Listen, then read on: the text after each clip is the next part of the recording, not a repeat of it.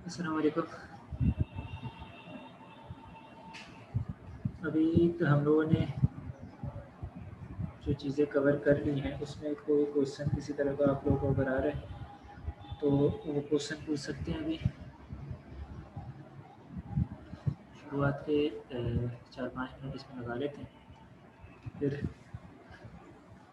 हम लोगों ने अभी क्या क्या कर लिया। Issue of shares and debentures हमने कर दिया था, सही है। इसमें अभी तक कोई क्वेश्चन मेरे पास नहीं आया। दूसरा, हमने ब्रांच अकाउंटिंग कर ली थी, सही। इसके अलावा हमने तीसरा टॉपिक जो किया था वो इंस्टॉलमेंट सेल थी, सही है। फोर्थ में हमने रेशोस की वर्किंग देखी थी, एनालिसिस हमारे इसमें नहीं है, सही है। इसमें हमने अब क्योंकि रिसेंटली हमने ये वाला टॉपिक किया है तो मैं खुद कुछ चीज़ें बता देता हूँ आप लोगों को। हमने रिवीजन के लिए हमने क्या देखा था। हमने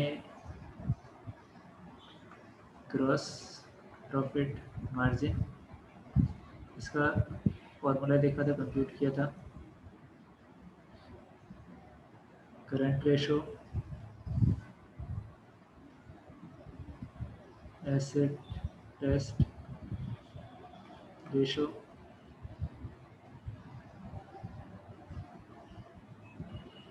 return on assets,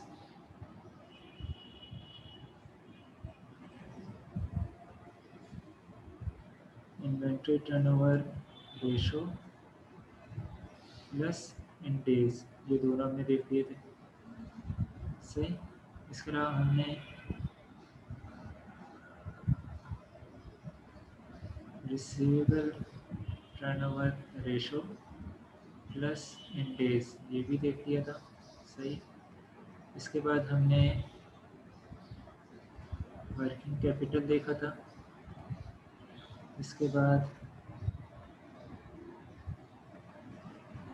operating cycle का देख लिया था इन डेज, सही है। अब एग्ज़ामिनर जो पूछ रहा होता है वो इन्हीं में से कोई सा एक पूछ लेगा आपसे। हमने इजाफी तौर पे कुछ गेयरिंग रेशो भी देख लिया था, सही है। एग्ज़ामिनर जो पूछेगा वो इन्हीं में से पूछेगा, इससे आगे नहीं पूछेगा। लेकिन for being on safe side कुछ रेशोज़ ऐसे हैं जो कि एग्ज़ामिनर ने प्रीवियसली किसी साल में पूछे हुए हैं, सही है। अभी रिसेंटली तो नहीं पूछ रहा लेकिन प्रीवियसली कुछ सालों में पूछे हुए हैं। वो कौन से रेशोज़ हैं? वो हैं रिटर्न ऑन इक्विटी, सही। इसके अलावा डेट रेशो और इसके अलावा इक्विटी रेशो, सही है। ये और ये, इन तीनों को उसने प्रीवियसली कभी कभी पूछा है लेकिन अब नहीं पूछा। इसमें कोई ऐसी बड़ी चीज़ नहीं है आपको। जैसे गेयरिंग रेशो मैंने बताया था ना, गेयरिंग रेशो में क्या था।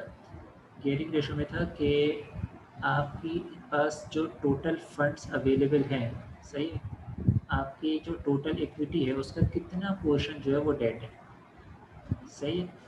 यानी अगर मैंने अपना कैपिटल इन्वेस्ट किया है 1 मिलियन का और डेट मेरे पास मौजूद है 2 मिलियन की, सही है। तो इसका ये मतलब है कि मैंने अपने बिज़नेस को फाइनेंस मेनली डेट से किया हुआ है। 2 का रेशो है, मेरी इक्विटी के डबल है डेट, सही है। इसका मतलब है मैंने जो इक्विटी इन्वेस्ट की है मुझे हर हालत में उस पर और ज़्यादा रिटर्न लेना होगा, तभी मैं अपनी डेट सेटिस्फाई कर पाऊँगा, अदरवाइज़ मैं डेट सेटिस्फाई नहीं कर पाऊँगा। तो गेयरिंग रेशो जितना लो हो उतना बेहतर है, सही। अच्छा, अब रिटर्न ऑन इक्विटी क्या है। रिटर्न ऑन इक्विटी हमने जैसे रिटर्न ऑन एसेट पढ़ा था ना, net profit divide by total asset, इसी तरीके से ये net profit divide by total equity है। टोटल इक्विटी क्या है, वो शेयर होल्डर्स की इक्विटी है। इसमें क्या क्या चीज़ें आती हैं, इसमें आती हैं पेड अप कैपिटल, इसमें आता है एक्यूमुलेटेड प्रॉफिट्स, सही है। इसमें आते हैं अदर रिजर्व्स, जितने भी रिजल्ट्स हैं वो सारे रिजल्ट्स इसमें आ जाते हैं। सही, ये 3 चीज़ें इसका पार्ट बनती हैं। अब ये रिजल्ट्स में प्रीमियम रिजल्ट भी आ सकता है, डिस्काउंट रिजल्ट लेस होगा इसमें से। सही है, जो चीज़ें हैं वो सारी की सारी इसमें आ जाएंगी जो इक्विटी का पार्ट है। अच्छा, डेट रेशो क्या है? डेट रेशो और इक्विटी रेशो सिंपल बताते हैं कितनी डेट है टोटल एसेट के ऊपर। मैं यहाँ पे टोटल डेट देखूंगा। डेट मतलब जो आउटसाइडर को मेरी लाइबिलिटी पेएबल है। डेट में लोन्स वगैरह आते हैं या लॉन्ग टर्म लाइबिलिटी आती है। मेरे पास डेट में जो है वो अक्रूड लाइबिलिटी पार्ट नहीं बनेगी। सही है, डेट रेशो में total date divide by total asset. एक मिनट, थोड़ी देर के लिए पानी पी लेते हैं।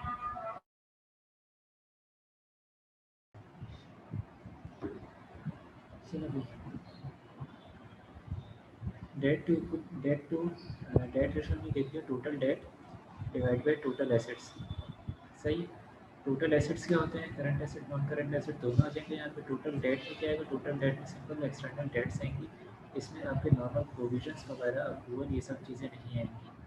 सही है, इसमें वो डेट्स आएंगी जो कि फाइनेंसिंग में दी जाती है। सही, लोन लिया हुआ है, किसी से कोई हैवी एडवांस लिया हुआ है, लॉन्ग टर्म फाइनेंसिंग कोई है, वो सारी चीज़ें आ रही होती हैं। इक्विटी रेशो, इसका भी सिंपल ये फॉर्मूला है, total equity divide by total asset. सही है, ये हमारा इक्विटी रेशो। तो ये 3 फॉर्मूले हैं जो आपको शायद देखने को मिल सकता है। वैसे रिसेंटली एग्जाम्पल ये पूछ नहीं रहा है ये रेशोज। सही है, तो रेशोज़ को तो हमने अभी रिवाइज़ कर लिया। इंस्टॉलमेंट सेल, ब्रांच अकाउंटिंग, इस पे किसी ने काम किया तो वो क्वेश्चन कर सकता है। दूसरा, issue of shares and debenture, अब तो पुराना टॉपिक हो गया, लेकिन स्टिल अगर क्वेश्चन कोई है तो आप क्वेश्चन पूछ सकते हैं। सही है, अब ज़रा हम चलते हैं। आज का जो टॉपिक है कैश फ्लोज। सही है,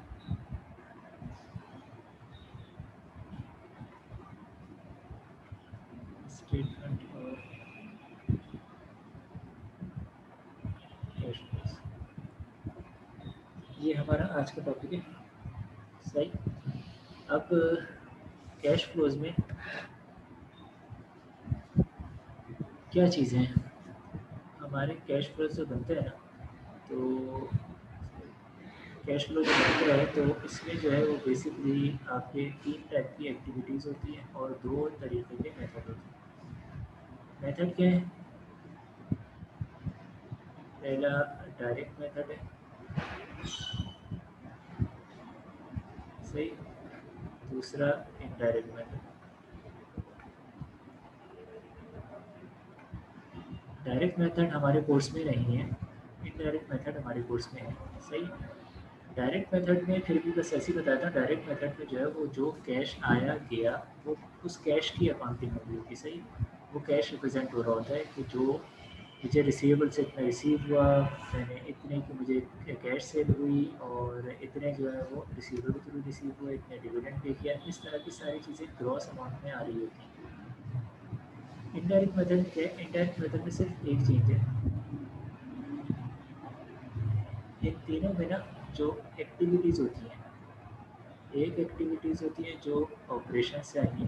सही, एक एक्टिविटी होती है जो कि फाइनेंसिंग की है, फाइनेंसिंग मतलब एक्सटर्नल फाइनेंसिंग। एक एक्टिविटी होती है जो कि इन्वेस्टिंग की है। सही, जो इन्होंने इन्वेस्ट किया। सही, वो इन्वेस्टिंग एक्टिविटी। अब यही 3 एक्टिविटीज़ डायरेक्ट मेथड में भी होती हैं और इनडायरेक्ट मेथड में भी होती हैं। डायरेक्ट मेथड में ये तीनों एक्टिविटीज़ ग्रॉस अमाउंट शो कर रही होती है, यानी कितनी पेमेंट हुई, कितनी रिसीट हुई, वो अमाउंट शो कर रही होगी। सही है, यानी एक्चुअल अगर 100 रुपये रिसीव किए या 100 रुपये पे किए तो वो 100 रुपये रिसीव या पे शो कर रहे होंगे। सही, इनडायरेक्ट मेथड में जो ऑपरेटिंग एक्टिविटी है ये नेट बेसिस पे आती है। सही, ये ग्रॉस पे आती है और ये भी ग्रॉस पे आती है। सही, यानी सिर्फ डिफरेंस ये है कि ये जो एक्टिविटी है ना ऑपरेटिंग, ये एक्टिविटी इनडायरेक्ट मेथड में नेट बेसिस पे रिकॉर्ड हो रही थी। नेट बेसिस पे रिकॉर्ड होने का क्या मतलब है? इसका मतलब है कि सबसे पहले हम प्रॉफिट या लॉस लेते हैं, सही। यहाँ पे हम कोई प्रॉफिट या लॉस नहीं लेंगे, यहाँ पे हम डायरेक्ट एक्टिविटी से शुरू करते हैं, कितना रिसीव हो कितना पे करें, सही। यहाँ पे प्रॉफिट और लॉस लेते हैं और प्रॉफिट और लॉस की में एडजस्टमेंट नेट अमाउंट से करते हुए जाते हैं इस तरीके से कि जो भी हमारे वर्किंग कैपिटल के चेंजेस हैं, वर्किंग कैपिटल क्या होता है? जिसमें करंट एसेट और करंट लायबिलिटी का नेट ले रहे होते हैं, सही है ना। वर्किंग कैपिटल में करंट एसेट और करंट लायबिलिटी का नेट लेते हैं ना जब भी वर्किंग कैपिटल आता है। तो एग्जैक्टली सेम यही है, जो नेट एसेट और नेट लायबिलिटी है उसमें कितना चेंज आया है उसका इम्पैक्ट में प्रॉफिट फॉर द ईयर मिलेगा, सही। यानी मुझे पूरे साल में प्रॉफिट या लॉस कितना हुआ, सही है, उसमें से नॉन कैश आइटम का इम्पैक्ट मैं हटा दूंगा, रिमेनिंग क्या बचा वो बचा कि जो मेरे पूरे साल में कैश की सूरत में प्रॉफिट हुआ या लॉस हुआ। अब उसमें जो मेरे पास एक्चुअली वर्किंग कैपिटल था वो मैंने कितना इन्वेस्ट किया, सही है, कितना मैंने निकाला, वो नेट फिगर मैं यहाँ पे ले रहा होता हूँ। अब सिर्फ ये अंडरस्टैंड कर ले, आगे हम जा कर के देख रहे होंगे कि इसका accurately line by line detail में क्या मतलब है। फाइनेंसिंग एक्टिविटी हम ग्रॉस पे लेते हैं कि डिविडेंड हमने कितना पे किया, हमने लोन फर्दर कितना लिया, हमने कैपिटल कितना इशू किया, सही। इन्वेस्टिंग एक्टिविटीज़ जो है वो हम ग्रॉस में ही ले रहे होते हैं कि हमने जो फिक्स एसेट बेचा उसके अगेंस्ट प्रोसीड्स हमें कितने आई, हमने जो इन्वेस्टमेंट बेची उसकी प्रोसीड हमें कितनी आई, हमारी इन्वेस्टमेंट जो इन कैश हुई उसकी प्रोसीड कितनी आई। हम प्रॉफिट या लॉस यहाँ पे नहीं देखते, हम यहाँ पे देखते हैं एक्चुअल कैश कितना आया, एक्चुअल कैश कितना गया, सही। तो यहाँ तक तो सिंपल ब्रीफ सा कैश फ्लो के बारे में थोड़ा सा हमने बात करी, सही। अब हम चलते हैं एक फॉर्मेट की तरफ।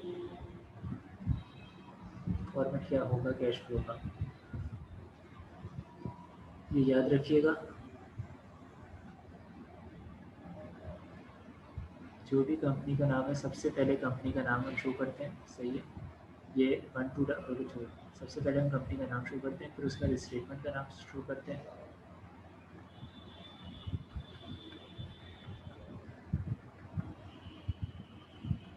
किस पीरियड की है,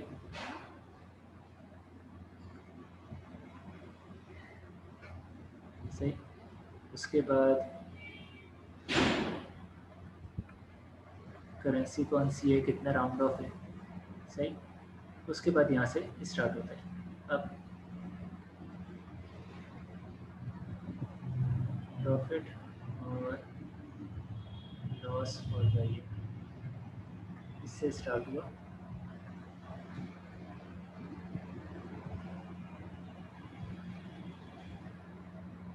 adjustment for non cash items, वो आइटम्स जो कि नॉन कैश आइटम्स से जो कि जिनका इम्पैक्ट प्रॉफिट और लॉस में शामिल है उनकी हम एडजस्टमेंट करते हैं। डेप्रिसिएशन, गेन और लॉस या gain on disposal of fix asset, सही है। इसके अलावा आपका अमोर्टाइजेशन, ये वो इम्पैक्ट हैं जो कि कैश में तो नहीं होते ना, ये तो कंप्यूटेड अमाउंट है, सही है। accrued profits,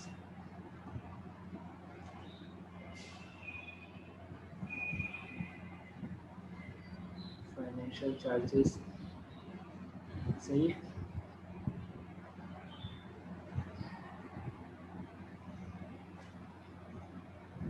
provision for bad debt,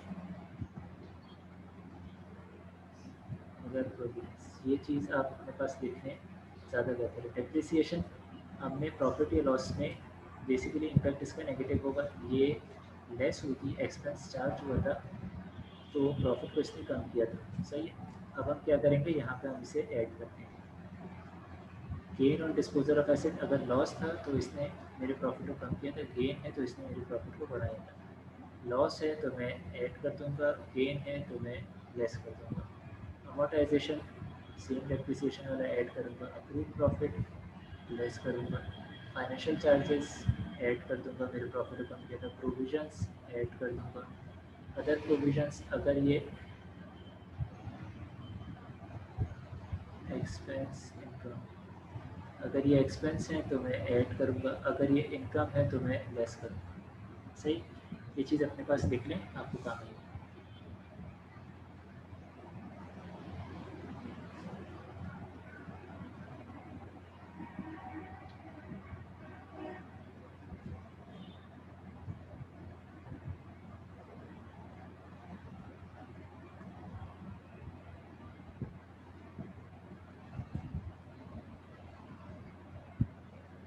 profit slash loss before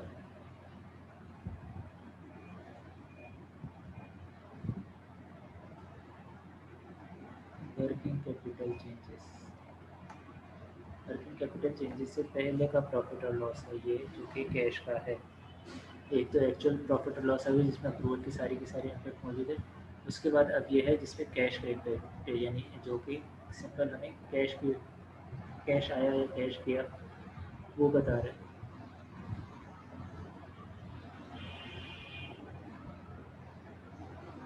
सही, अब हम आते हैं वर्किंग कैपिटल चेंजेस पे। वर्किंग कैपिटल चेंजेस ये क्या है?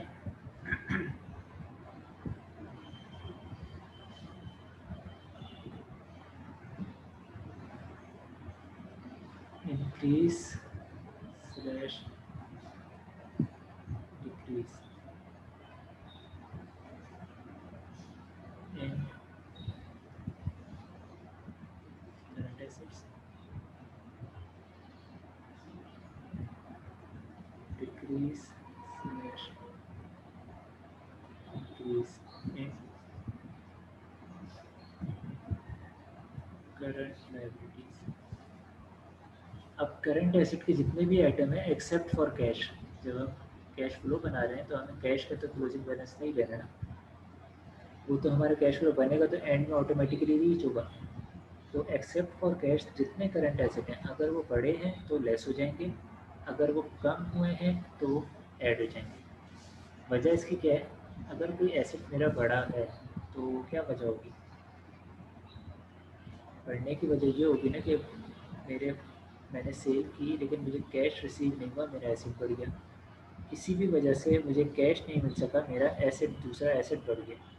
तो इसका हम इनडायरेक्ट इम्पैक्ट ये लेते हैं कि अगर एसेट बढ़ा तो हमारा कैश जो है वो रिड्यूस हुआ होगा। सही है। इसी तरीके से वाइस वर्सा, अगर कोई एसेट मेरा डिक्रीज़ हुआ है तो मैं एज्यूम ये करता हूँ, जैसे स्टॉक है, स्टॉक मेरा डिक्रीज़ हुआ तो इसका मतलब है कि मुझे कैश रिसीव हुआ होगा तभी वो स्टॉक डिक्रीज़ हुआ, मैंने सेल आउट किया होगा। रिसीवेबल अगर कम हुआ है तो इसका मतलब है कि मुझे वो रिसीव हो गया होगा। सही है। अच्छा, अब यहाँ पे जो मैं फिगर्स दूँगा ना उसका मैं ध्यान रखूँगा इन एडजस्टमेंट के हिसाब से। इन एडजस्टमेंट के हिसाब से मैं यहाँ पे ध्यान रखूँगा। वो ध्यान क्या रखूँगा, जैसे कि मेरे पास डेटर्स, सही, डेटर्स मेरे डेटर्स जो है वो कम हो रहे हैं।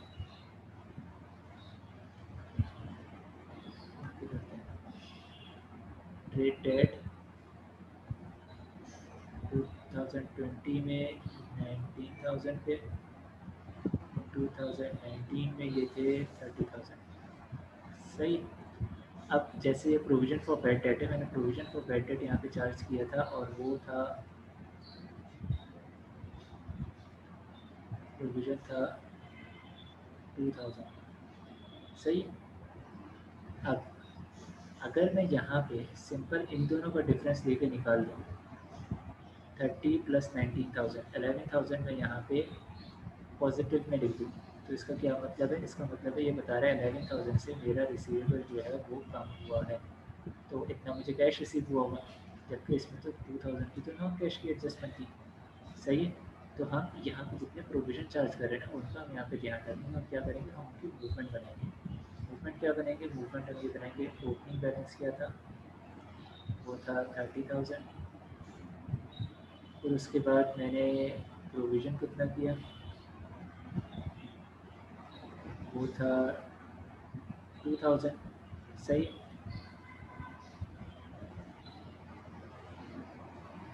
कितना हो गया, 32,000, सही। अब मैंने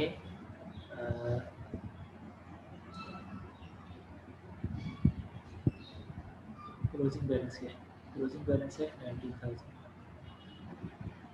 दोनों का डिफरेंस 32 माइनस 19 कितना हो गया, आपका हो गया 13,000, सही है। इसका ये मतलब है कि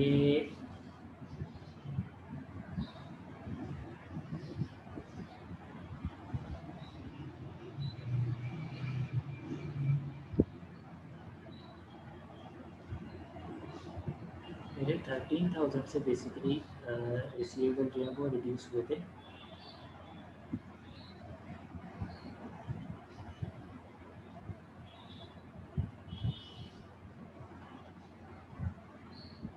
सही सही सही सही, वेट करें, मेरे ख्याल में अगर आप भी इस तरीके से करेंगे तो ये शायद कुछ हो जाए।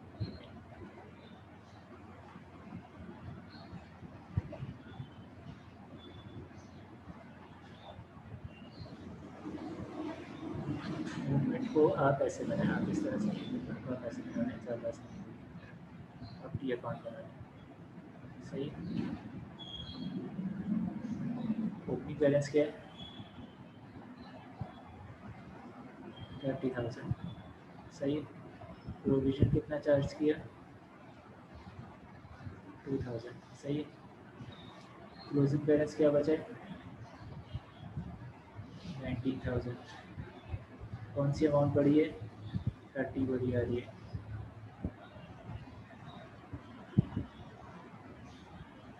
कितने डिफरेंस हुआ, 19 और 2 21, इसका मतलब है 9,000।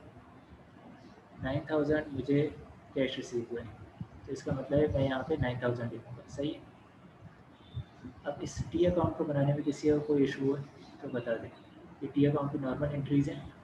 प्रोविज़न क्रेडिट में, प्रोविज़न से मैंने रिसीवेबल को क्रेडिट किया तो वो क्रेडिट हो गया, सही है। सी डी बैलेंस हमारा कैरी डाउन बैलेंस जो है वो क्रेडिट साइड पे आता है तो वो क्रेडिट साइड पे ही है। बाकी जो टी अकाउंट के अपने रूल्स है वो अपने रूल्स चल रहे हैं, इसमें किसी को इशू है। अब जिन जिन एसेट का हमने जहाँ पे कोई इम्पैक्ट लिया है, इस जगह पे जिन जिन एसेट का कोई इम्पैक्ट लिया है, सही, उन सब के लिए मुझे टी अकाउंट ज़रूर बनाना है, सही। उन सब के लिए मुझे टी अकाउंट ज़रूर बनाना है। अगर कोई ऐसा एसेट है कि यहाँ पे उसको कोई इम्पैक्ट नहीं है तो मैं सिंपल नेट करके लास्ट ईयर में से करंट ईयर माइनस करूँगा, सही है। अगर इंक्रीज़ हुआ होगा तो लेस करूँगा, अगर डिक्रीज़ हुआ होगा तो ऐड कर दूँगा। सेम केस यहाँ पे क्रेडिटर्स के साथ भी होगा, सही है। ये चीज़ क्लियर है। हम कैश फ्लो की एग्जांपल्स थोड़ी ज़्यादा करेंगे तो आसानी से समझ में आ जाएगी। अभी ये कॉन्सेप्ट क्लियर है तो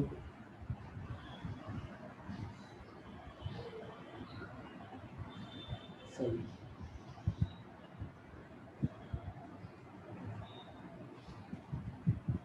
अब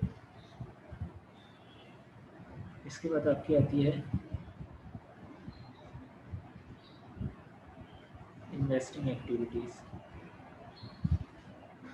इन्वेस्टिंग एक्टिविटीज़ में क्या है, ये है आपका disposal proceeds from sale of fix assets, purchase cost of fix assets जो एडिशन आई है वो, सही है। Investment made, investment in cash,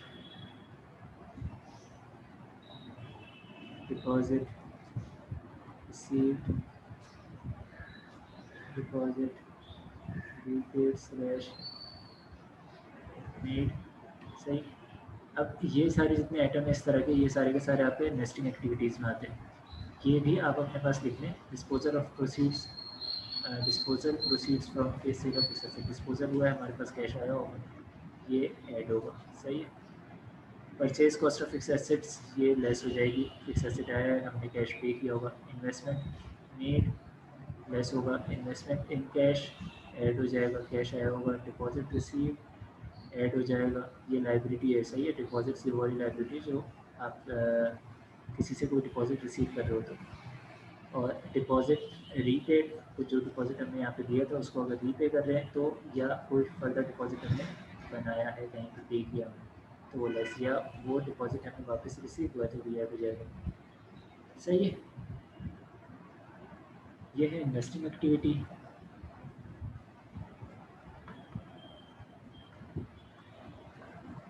financing activities में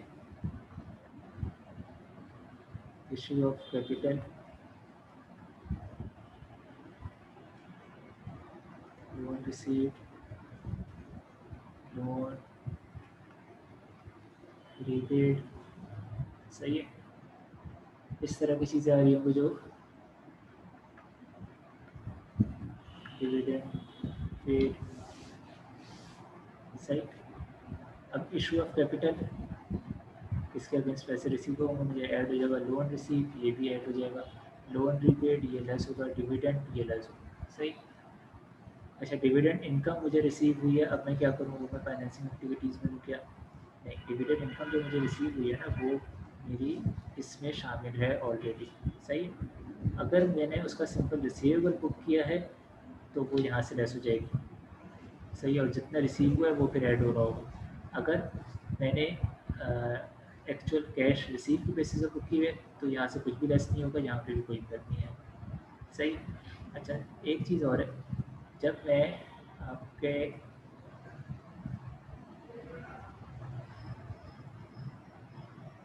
इन्वेस्टिंग और फाइनेंसिंग एक्टिविटी क्लियर हो गई।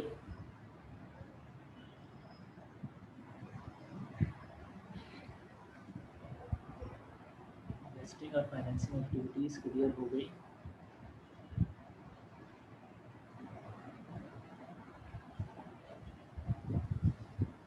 जब मैं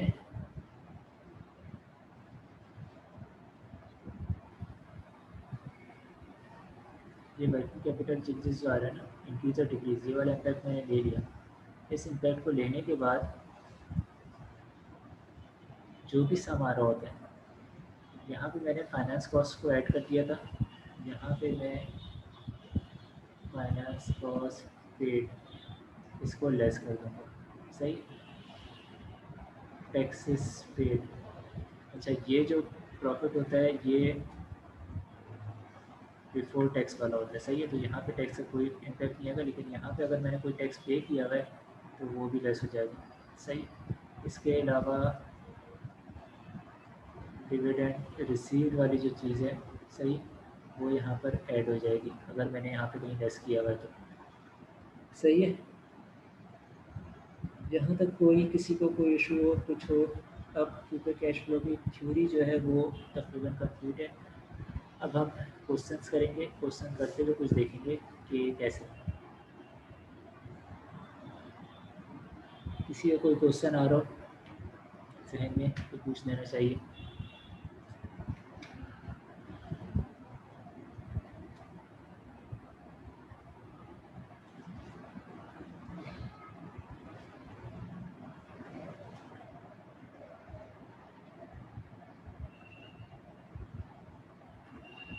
अब यहाँ से हम क्वेश्चन से काम करेंगे। सही।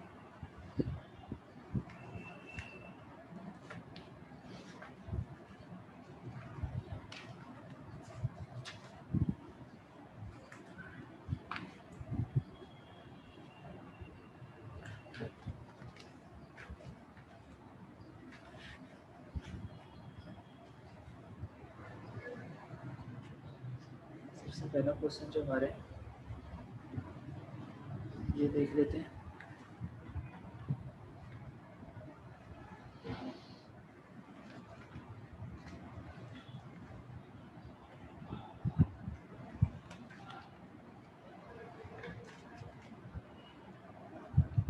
क्वेश्चन मेरे साथ लिखते हुए जाइएगा। सही है। इवन तो के पास पेपर अवेलेबल है, स्टूडेंटों के अवेलेबल हैं। जब आप यहाँ पे लिखते हुए जाएंगे तो आपको एग्ज़ाम में क्वेश्चन कैसे अटैम्प्ट करना है उसकी एक प्रैक्टिस होती रहेगी।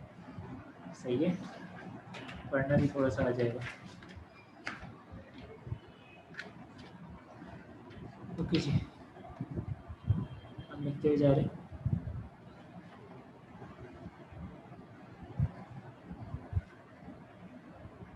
Comparative statement of financial position of ABC limited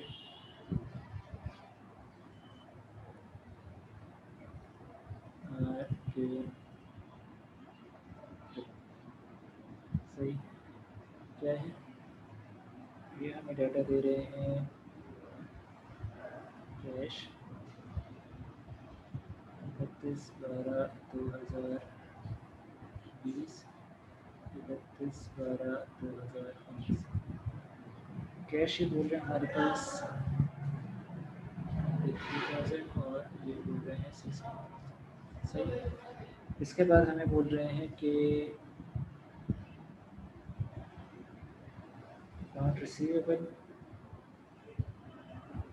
18,000 और 10,000। सही। इसके बाद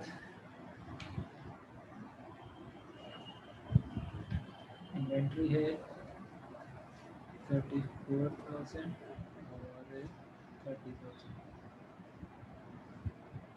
इसके बाद आपका आ गया plant asset, property plant and equipment वाली चीज़, ये आपकी है 56,000 और 55,000। सही है। इसके अलावा आपकी एक्यूमुलेटेड डेप्रिसिएशन जो चार्ज हुई है वो है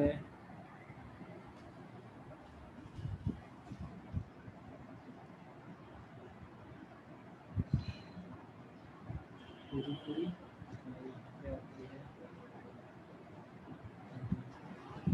ये कैसे हो गया।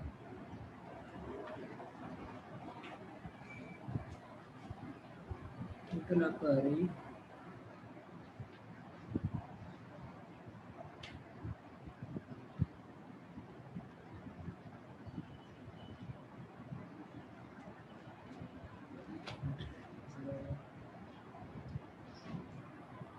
क्वेश्चन को ये देखने के क्वेश्चन सही है या नहीं। 56 एक साथ पूरा का पूरा चार्ज कर देना मुनासिब लग तो नहीं रहा।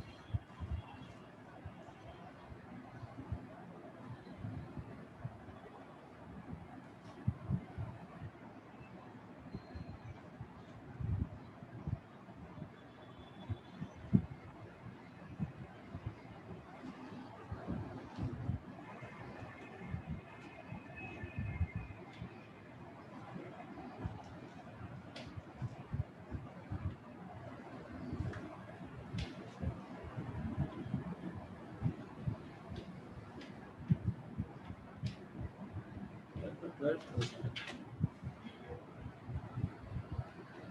23,000 प्लस 18,000 आपको आ जाएगा 41 प्लस 34। ये आपको आ जाएगा 75 प्लस 56। ये आपका 130 हो जाएगा। 131 में से 156 माइनस कर देंगे, 86 लोअर अमाउंट बन जाती है, 75 ही बनेगी। तो ये 119 होगा, ये गलत यहाँ पे क्वेश्चन में गलत दिया हुआ। सही। तो दूसरा लायबिलिटी है शेयर होल्डर का, शेयर होल्डर्स इक्विटी।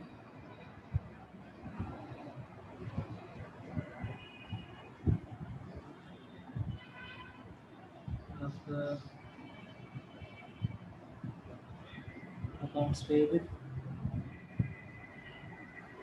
50,700 और 50,200। वेज पेएबल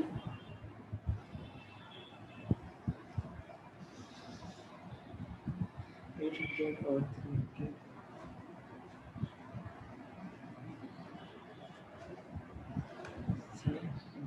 payable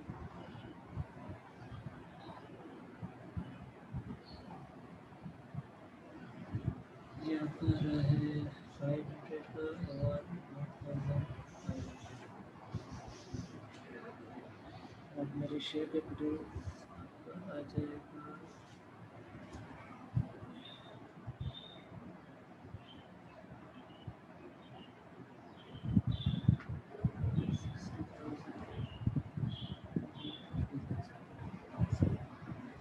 7,000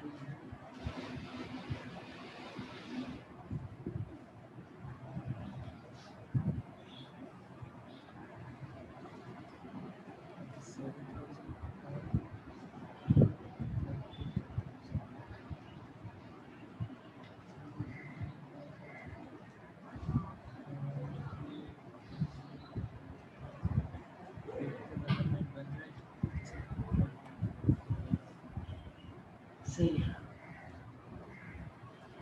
इसके अलावा इन्होंने फर्दर डाटा दिया ये तो इन्होंने बैलेंस शीट दे दी। सही।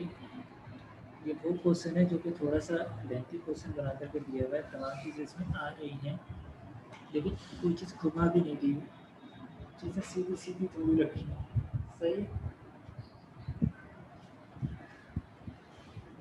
ये क्वेश्चन भी हम करेंगे।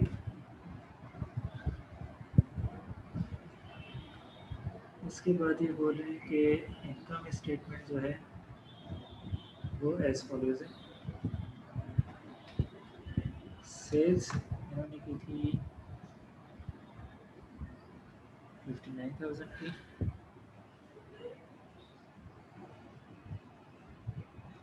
कॉस्ट ऑफ सेल थी 30,000 की, क्रॉस प्रॉफिट आपका हो गया 29,000। सही।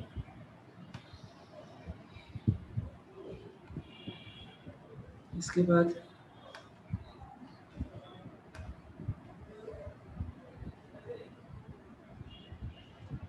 एक्सपेंसेस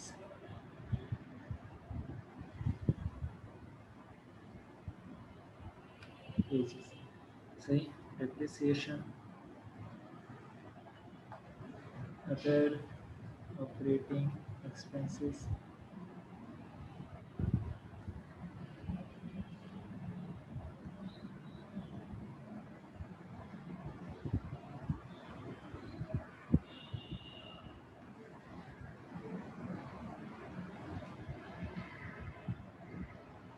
इनकम टैक्स एक्सपेंस आपको दे दिया मैंने 2,000 का,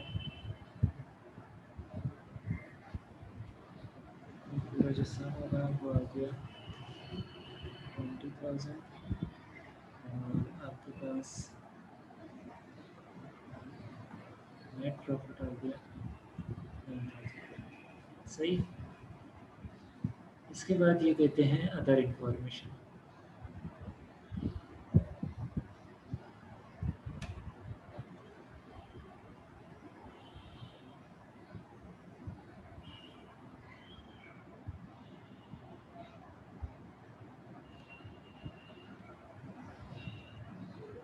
अदर इंफॉर्मेशन जो दे रहे हैं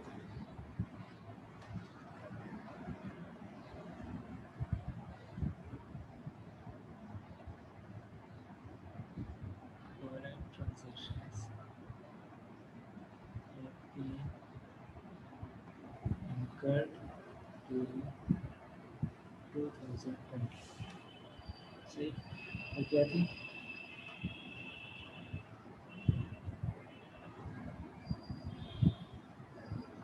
purchase new plant acid for rupees 8,000।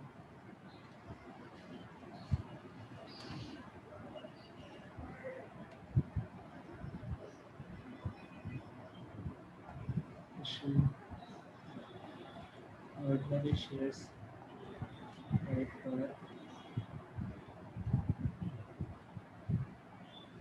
for rupees 10,000।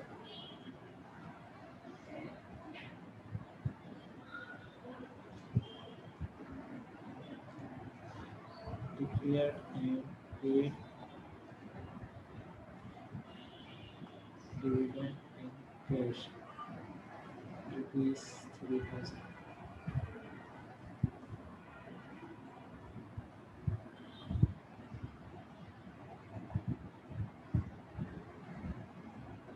so current asset having WTV and book value of rupees 4000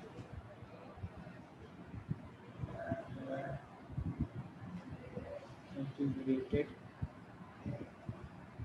depreciation of rupees 3000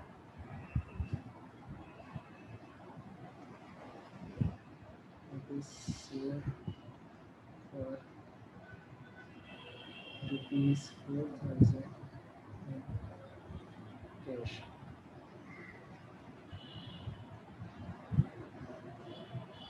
Requirement क्या है? Prepare statement of cash flow for year 2020. सही है भाई, अब ये रिक्वायरमेंट है।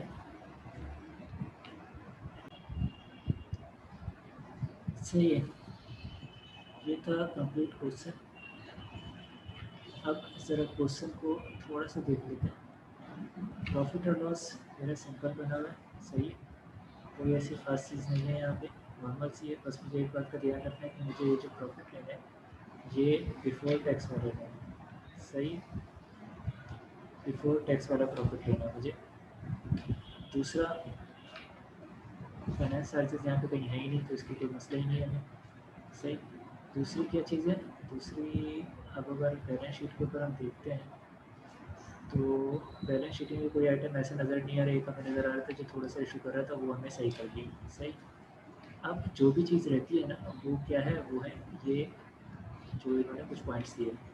पहले में बोल रहे हैं कि उन्होंने फिक्स एसेट परचेज़ किया, चौथे में बोल रहे हैं कि उन्होंने फिक्स एसेट डिस्पोज ऑफ किया है, सही है। अच्छा, डिस्पोज ऑफ किया तो 4000 की डब्ल्यू भी थी और 4000 ही इन्हें कैश रिसीव हुआ, तो गेन या लॉस कुछ भी नहीं हुआ इन्हें, सही। ऑर्डनरी शेयर्स इन्होंने इशू किए और एक डिविडेंड जो है वो इन्होंने पे किए। तो डिविडेंड पे करना, ऑर्डनरी शेयर से इशू करना, इन दोनों में तो कोई इतना खास इशू नहीं है, क्योंकि डिविडेंड इन्होंने 10,000 का पे किया। ऊपर हम देखें तो सॉरी, ऑर्डनरी शेयर्स 10,000 से इशू किया तो 10,000 से ये बढ़ गया, सही। डिविडेंड है तो डिविडेंड हम देखेंगे, डिविडेंड सिंपल एक लाइन का आइटम है तो बस वो होगा।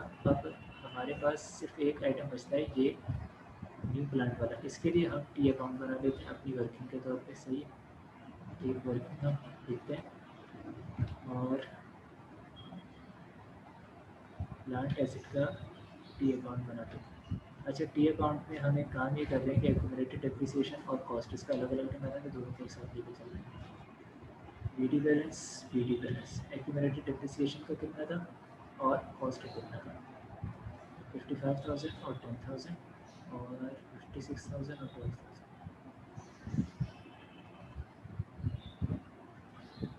55,000, 10,000 और सी डी कितना आ रहा है, 56,000 और 12,000, सही।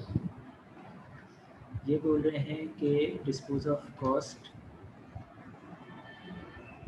डिस्पोजल जो की वो कितनी थी, वो इन्होंने की, कितने पैसे का जो डिस्पोज ऑफ किया इन्होंने, उन्होंने बोला 4,000 की डब्ल्यू टी थी, 3,000 की एक्यूमुलेटेड डेप्रिसिएशन थी, तो इसका मतलब है 7,000 की कॉस्ट रिड्यूस हो गई होगी, सही। और एक्यूमुलेटेड डेप्रिसिएशन भी 3,000 से रिड्यूस हो गई होगी। ये 7,000 की मैं समझ आया। ऊपर इन्होंने कॉस्ट नहीं दी, ऊपर इन्होंने डब्ल्यू टी वी दी है, तो डब्ल्यू टी वी से मैं कॉस्ट कैसे निकालूंगा, डब्ल्यू टी वी से कॉस्ट मैं ऐसे निकालूंगा कि उसमें मैं डेप्रिसिएशन ऐड करूँ तो कॉस्ट आ जाएगी, तो 4,000 प्लस 3,000 7,000 हो गई। इसके बाद ये बोल रहे हैं कि हमने परचेज़ किया, क्या चीज़ हमने परचेज़ की, फिक्स एसेट, इसकी कॉस्ट आ रही है कितनी, 8,000, सही। 8,000 इसकी कॉस्ट थी। दूसरा ये बोल रहे हैं कि डेप्रिसिएशन चार्ज हुई है, डेप्रिसिएशन कितनी चार्ज आ रही है, और ये 5,000 की, 5,000 की चार्ज है।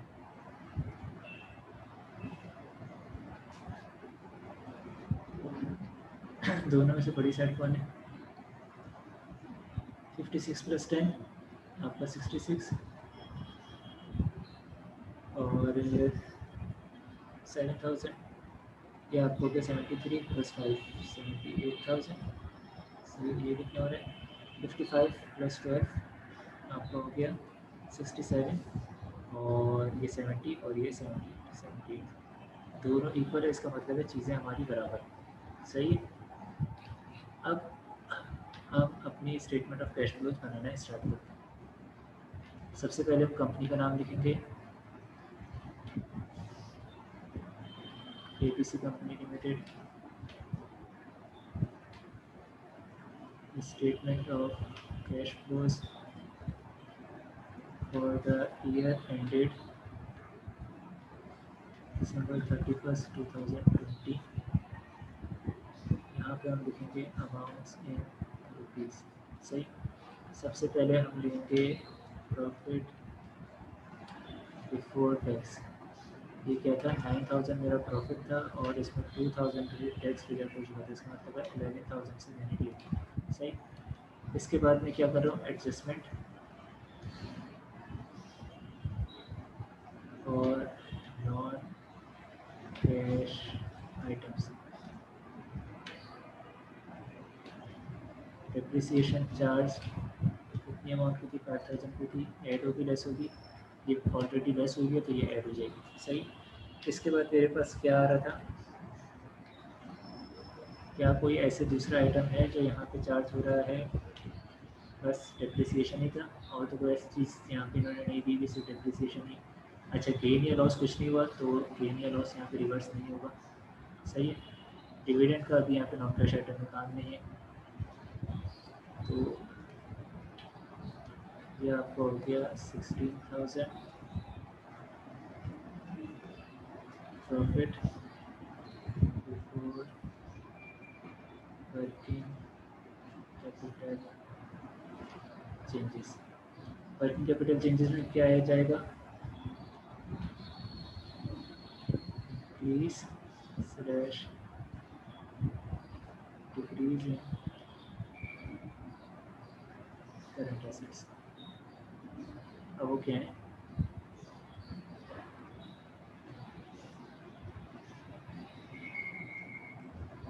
कैश को मैं कंसिडर नहीं करूँगा, अकाउंट रिसीवेबल इन्वेंट्री बस यही तो करंट एसेट है मेरे पास।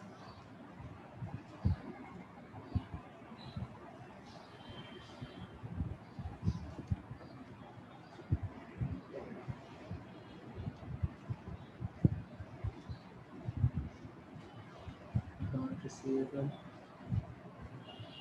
इन्वेंट्री कितनी अमाउंट की थी मेरे पास, अकाउंट रिसीवेबल मेरे पास 10,000 का था ओपनिंग में और 18,000 का हो गया क्लोजिंग सही। बढ़ गया है तो लेस होगा तो ये 8,000 में लेस कर दूँगा सही। इन्वेंट्री क्या थी, इन्वेंट्री थी 30,000 की मेरे पास शुरुआत में और 34,000 की मेरे पास एंड में बची, तो इसका क्या मतलब है मैं 4,000 से बढ़ गई है तो ये भी लेस हो जाएगी सही। अब इसके बाद क्या आ रहा है, increase slash decrease in current liabilities. Current liabilities में क्या चीज़ है,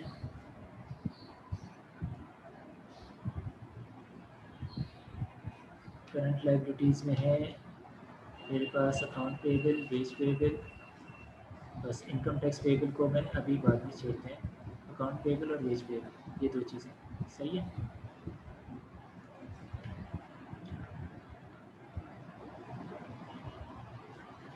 अकाउंट्स पेएबल वेज पेएबल सही। अकाउंट्स पेएबल मेरे पास कितना था, मेरे पास ओपनिंग में था 18,200 का जो कि बन गया मेरे पास क्लोजिंग में 20,700 का। लाइबिलिटी मेरी बढ़ गई है, लाइबिलिटी बढ़ जाने का मतलब मेरे पास कैश रिसीव हुआ होगा, तो दोनों का डिफरेंस कितना हो रहा है, ये आ रहा है आपका 2,500 से ये ऐड हो जाएगा। सॉरी ये अकाउंट्स पेबल था ना,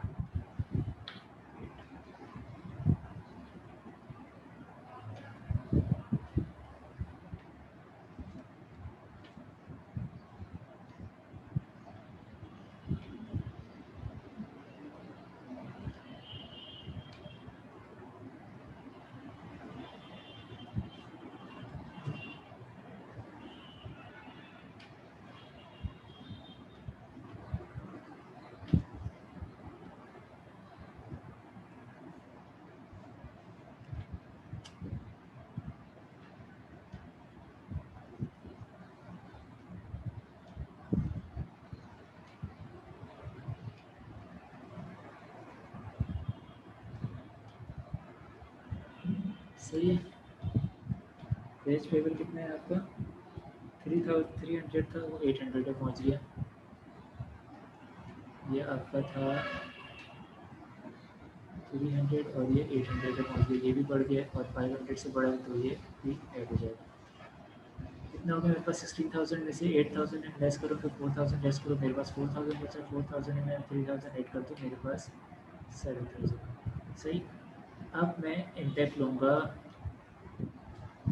इनकम टैक्स पेड का, क्योंकि मैं इनकम टैक्स पेड लेना है ना मुझे, तो इसके लिए मुझे फिर एक टी अकाउंट बनाना पड़ेगा। इसमें मेरे पास टैक्स की मेरे पास ओपनिंग बैलेंस क्या था, वो मेरे पास आ रहा है 1,500। क्लोजिंग बैलेंस मेरे पास आ रहा है simple 500। Charge for the year था 2,000 का। सही है। तो कितने हो गए? 3,500 और 3,500। टैक्स पेड कितना आ गया? 3,000। ये चीज़ समझ आ गई? सिंपल टी अकाउंट के मेथड से लेकर के चलिए, बाकी चीज़ें सब चीज़ें हमें पता है। तो नेट क्या बचा? टैक्स पेड की चीज़ें बची 3,000 के आगे। 3,000 से टैक्सेस जो है वो मैंने पे किए हैं, तो ये मेरे पास बन गया कितना? 4,000। ये जो 4,000 है ये है cash generated from operating activities. सही है। यहाँ तक कोई मसला? अब मैं जाऊँगा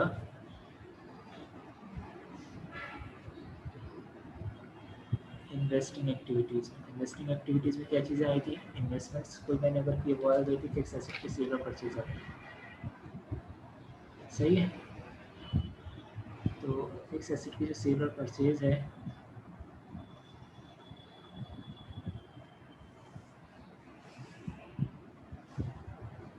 मेरी सेल मैंने परचेज़ की 8,000 की और सेल की है जिसमें प्रोसीड 4,000 मुझे रिसीव हुई। सही है। बस यही दो चीज़ें ये मैं ऐड कर लेता हूँ।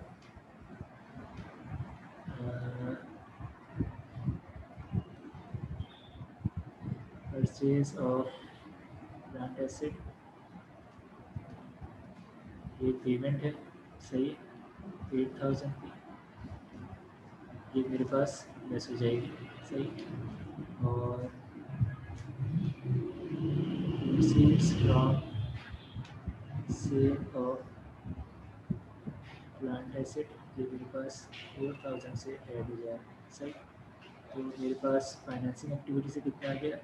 4,000 का मेरा नेट जो है वो cash outflow from investing activities मेरा 4,000 का आउटफ्लो आ गया। अब चलते हैं फाइनेंसिंग एक्टिविटीज़ पे। इन्होंने ऑर्डिनरी शेयर्स इशू प्रोसीड्स आपकी आ जाएंगी कितनी? 10,000 की थी। सही। इसके अलावा इन्होंने डिविडेंड पे किया था। डिविडेंड पे किया था इन्होंने कितने का? 3,000 का पे किया था।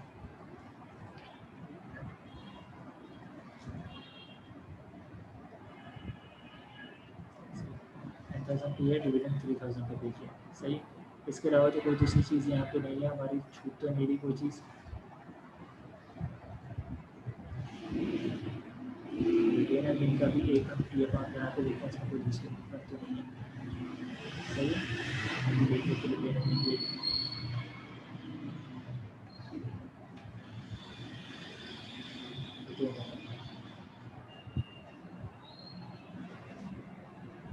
ओपनिंग बैलेंस क्या था इसका? ओपनिंग बैलेंस इसका आ रहा है 31,000 और सी डी आ रहा है, ये आ रहा है 37,000। प्रॉफिट क्या था? 9,000 का था। सही। डिविडेंड इन्होंने 3,000 का दिया। जे वी 40,000 और ये भी 40,000। इसका मतलब है कोई फर्दर इन्फॉर्मेशन रिटेन अर्निंग में भी नहीं है जो रिटेन थी। सही है। अब हम इसका सम करते हैं। 7,000 ये आ रहा है cash generated from financing activities. Total कितना हो गया ये 4,000 माइनस 4,000 और 7,000, ये 7,000 आपको बचा। सही। तो टोटल पूरे साल में मेरे पास इन्वेस्टिंग एक्टिविटी से 7,000 का जनरेट हुआ, फाइनेंसिंग एक्टिविटी फाइनेंसिंग से 7,000 का जनरेट हुआ, इन्वेस्टिंग से 4,000 का मेरा आउटफ्लो हुआ और ऑपरेटिंग से 4,000 जनरेट हुआ। तो नेट जो टोटल बचा मेरे पास वो 7,000 कैश पूरे साल में जनरेट हुआ। Cash generated during the year. सही। इसके बाद cash available at beginning of year कितना था, ये मेरे पास आ रहा है 16,000।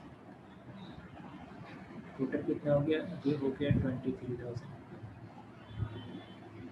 Cash available at end of year 23,000 हो रहे। देख लेते हैं हमारे पास अकाउंट्स में हमें कितना बताया हुआ था जो उन्होंने बैलेंस शीट हमें दी थी।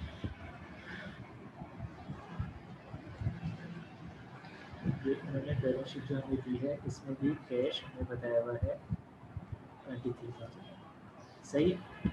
इसका मतलब हमारा क्वेश्चन सही चला गया, सही हो गया। सही। तो हमने इसमें क्या देखा, क्या सीख रहे हैं हम ये सीख रहे हैं कि जहाँ हमें जिन जिन हेड से रिलेटेड हमें कोई अदर इन्फॉर्मेशन दी है उनका हमें टी अकाउंट बनाना है, प्लस हमें टैक्स का टी अकाउंट बनाना है। सही है। अच्छा,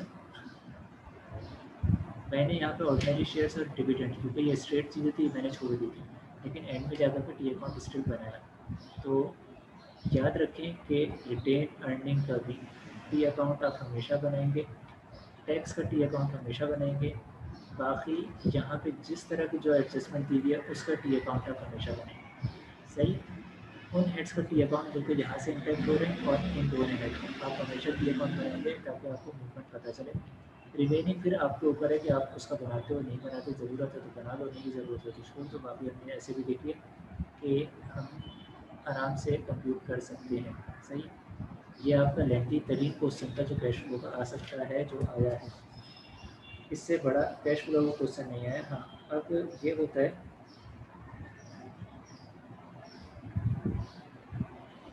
अब ये होता है कि आपका कभी कभी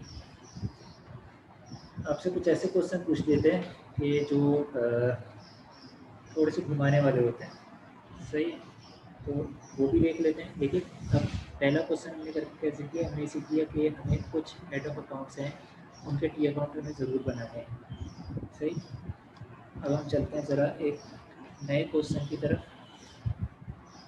जो थोड़ा सा डिफरेंट है। सही। थोड़ा सा ही डिफरेंट है, बाकी कोई खास चेंज नहीं है इसमें। हम उसको देख लेते हैं, फिर आगे बढ़ते हैं। यहाँ पे किसी को इशू, आज की क्लास थोड़ी लंबी होगी। सही। कैश फ्लो में आज ख़त्म करना चाह रहा हूँ, फिर फाइनल अकाउंट्स और फिर अमलगमेशन वाली में तकरीबन 3 क्लासेस इसमें लग जाएगी। तो आज हम ये टॉपिक पूरा ख़त्म करते हैं। फाइनल अकाउंट्स में भी आपको ज़्यादा देर नहीं लगेगी, वो भी आपका अगर आज का टॉपिक सही तरीके से समझ आ गया ना तो आप एक थीम पे आ जाएंगे, एक फ्लो पे आ जाएंगे ताकि आप फाइनल अकाउंट से बना सकें। फिर अमलगमेशन में भी आपके 2 दिन रहेंगे, फाइनल अकाउंट से मेरा ख्याल में 1 ही दिन रहेगा, थोड़ी लंबी क्लास होगी तो हो जाएगा। सही है भाई, चलते हैं नए क्वेश्चन की तरफ। क्वेश्चन भाई आपको मेरे साथ लिखना है, मैं बोलते हुए भी जा रहा हूँ, आप चाहे तो अपने पास इस वाइट बोर्ड पर देखते हुए लिखते हुए जाएं, या आप जो मैं बोल रहा हूँ उसको देख लें। ये कह रहे हैं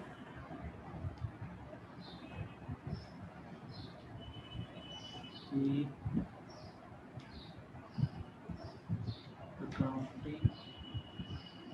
records of Asif Limited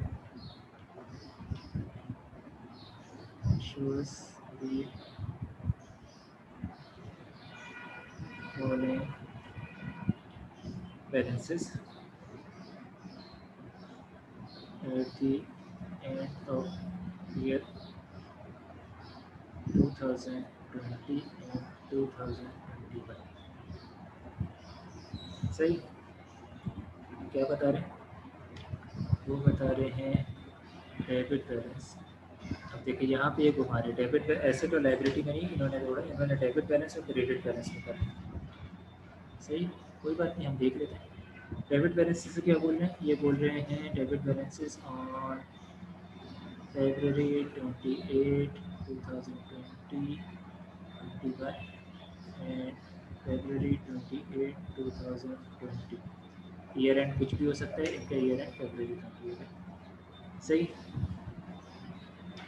cash इनके पास अवेलेबल है 224,000 का और लास्ट ईयर था 2 लाख। सही। इसके अलावा अकाउंट रिसीवेबल है 3 लाख का ईयर एंड पे। सही। और लास्ट ईयर था 280,000 का। इसके साथ इन्वेंट्री है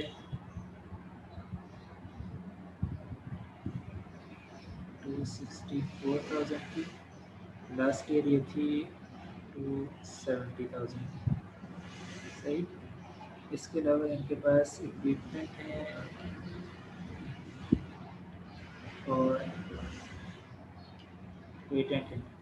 इक्विपमेंट इनके पास हैं 120,000 के, लास्ट ईयर ये थे 80,000 के। सही। और पेटेंट है इनके पास 40,000 के, लास्ट ईयर ये थे 50,000। सही। टोटल इन्होंने बता दिया कि इसका टोटल हो रहा है 597,000 और इसका टोटल है 555,000। सही। अब फिर इन्होंने क्रेडिट बैलेंसेस की लिस्ट दी। अच्छा, अब आपने देखा मैंने प्रीवियस क्वेश्चन में टोटल किया था, यहाँ पे मैंने टोटल नहीं किया। क्यों नहीं किया? मुझे यहाँ पे कोई चीज़ ऐसी डाउटफुल लग नहीं रही। मुझे डाउटफुल नहीं लगे तो हमेशा हर बार टोटल करते रहने की ज़रूरत नहीं। ज़्यादा से ज़्यादा आप ये देख लें 2 3 4 5 6 7 8। सही। ये 8 लाख हो रहा है। सही। और यहाँ पे ये बोल रहे हैं कि ये है 597,000। इसका मतलब है टोटल गलत है 6 और ये बोल रहे हैं 555।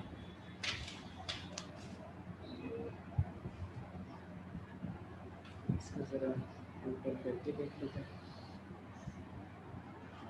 सही। टोटल आपको क्या आ जाएगा? ये आपका है 224,000, 3 लाख, उसके साथ आपका 264,000, फिर 120,000, फिर उसके बाद 40,000 आपका है 948,000।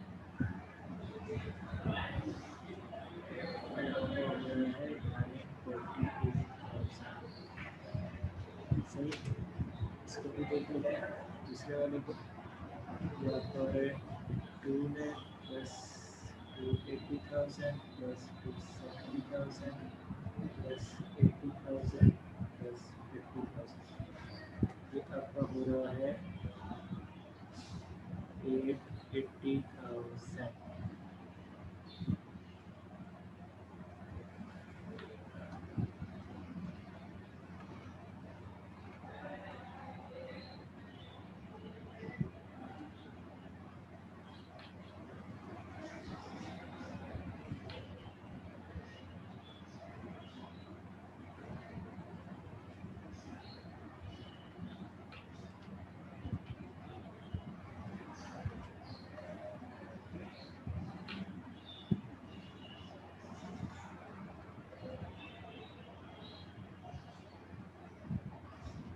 इसी तरीके से क्रेडिट बैलेंस का भी टोटल देख लेंगे।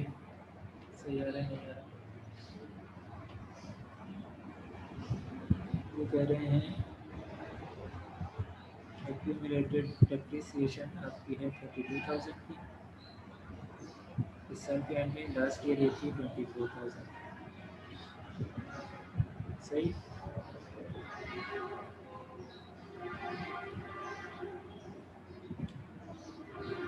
इसके बाद आपका अकाउंट्स पेबल आ रहा है 48,000 का, लास्ट ईयर ये था 60,000 का। सही। इसके अलावा नोट पेबल आ रहा है, ये शॉर्ट टर्म है 16,000 का, लास्ट ईयर ये था 20,000 का। सही। बॉन्ड्स पेबल, बॉन्ड्स पेबल आपका आ रहा है 2 लाख का, लास्ट ईयर था 250,000 का।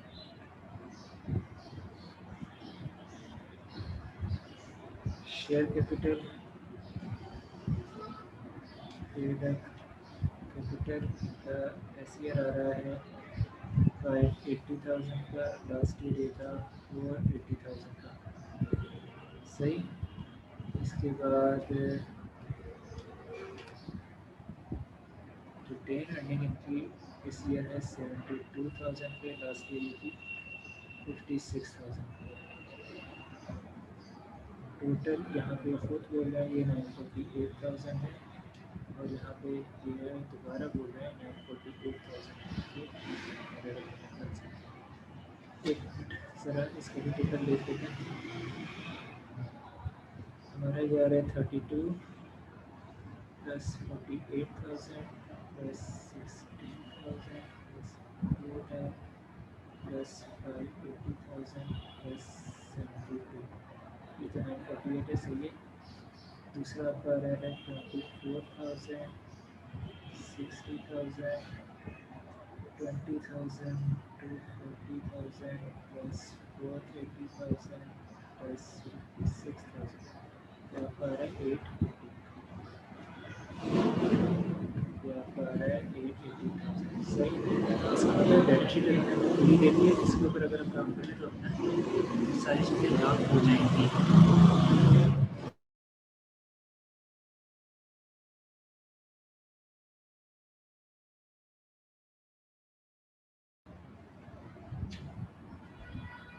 इसके अलावा हमें कुछ एडिशनल डाटा हमेशा की तरह देते हैं, और एडिशनल डाटा जहाँ पे दे रहे हैं हम वहाँ पे डी अकाउंट बनाने याद है ना आपको। एडिशनल डाटा हमें क्या दे रहे हैं, ये हमें दे रहे हैं कि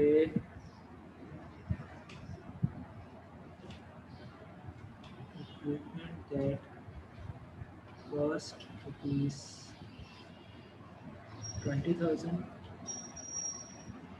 was sold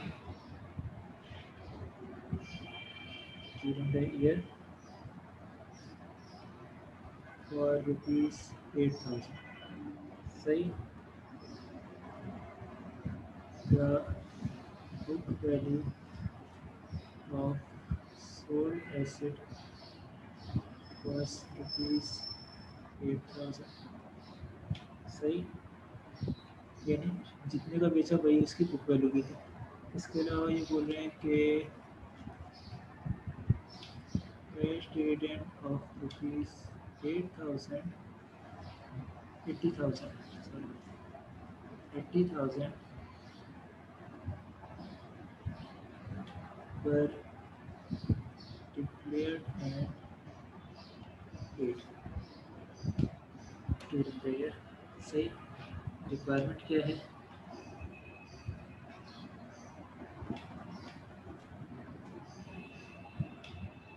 prepare a statement of cash flows for year 2020। अच्छा, अब एक बात याद रखें, हमने लास्ट में पढ़ा था cash dividend pay declared and paid. अगर सिंपल डिक्लेयर्ड है पेड नहीं है ना, तो डिक्लेयर्ड का मतलब है ये लाइबिलिटी बुक कर लेंगे। सही। तो हम यहाँ पे कोई डिविडेंड पेड का इम्पैक्ट कहीं नहीं लेंगे। सही। जब कैश फ्लो बना रहे होंगे तो डिविडेंड पेड का इम्पैक्ट फिर हम कहीं पे भी नहीं लेंगे।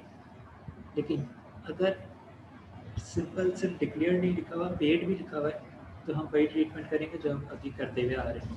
सही। फिर हम डिविडेंड पेड का भी इम्पैक्ट ले रहे होंगे। यहाँ तक कोई मसला किसी को? हम कौन कौन से अकाउंट बनाएंगे, कोई बताएगा? हम कौन कौन से अकाउंट बनाएंगे? अच्छा, यहाँ पे हमारे पास टैक्स पेएबल है, कोई लेजर दिया हुआ है, कोई इंफॉर्मेशन दी हुई है टैक्स पेएबल की? नहीं दी हुई। टैक्स पेड की दी हुई है? नहीं दी हुई। तो इसका मतलब है टैक्स का लेजर इस दफ़ा, टैक्स का पी अकाउंट इस दफ़ा नहीं बनेगा। दूसरा, मुझे इक्विपमेंट की एक चीज़ बता दी है, सही है। और मुझे जो है वो डिविडेंड की एक चीज़ बता दी है, रिटेन अर्निंग से रिलेटेड। मुझे इनकम बताई नहीं है, तो मुझे इनकम कंप्यूट करनी होगी, सही है। काफ़ी प्रॉपर्टी प्लाट का बनाना चाहो तो मैं बना लूँ, अपनी रफ वर्किंग में मैं प्रॉपर्टी प्लांट का बना के देखता हूँ कि जो इन्फॉर्मेशन दी हुई है वो कंप्लीट है। पीपी का बनाते हैं। इनका पीटी बैलेंस कितना था प्रॉपर्टी प्लांट का, इक्विपमेंट का? 80,000, सही। और सी डी कितना बचा? ये बचा इनके पास 120,000। डी डी एक्यूमुलेटेड डेप्रिसिएशन कितना था? 24,000। सी डी कितना बचा आपके पास? 32,000। डिस्पोज ऑफ जो किया, डिस्पोजल के ऊपर इनकी जो कॉस्ट निकली वो निकली 20,000 की, जो एक्यूमुलेटेड डेप्रिसिएशन निकली वो निकली 8,000 की, सही है। अब क्या ये बराबर है? देखते हैं जो हमें इंफॉर्मेशन दी है, क्या ये बराबर है?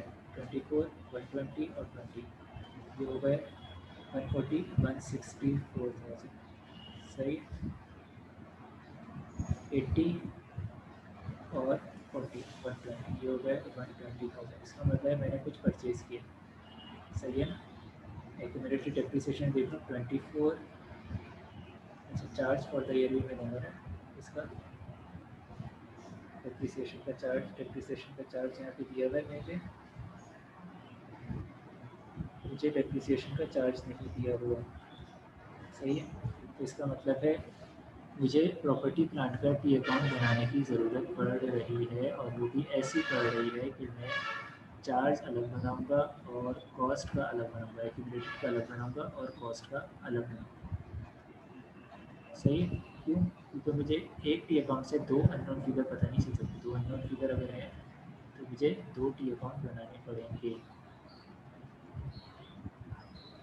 तो सबसे पहले मैं वर्किंग करता हूँ अपनी।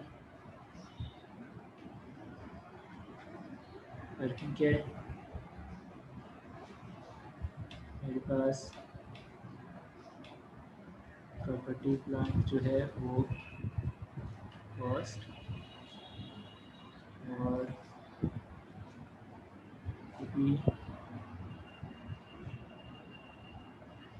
एक्यूमुलेटेड डेप्रिसिएशन, इसका वीटी बैलेंस है 80,000,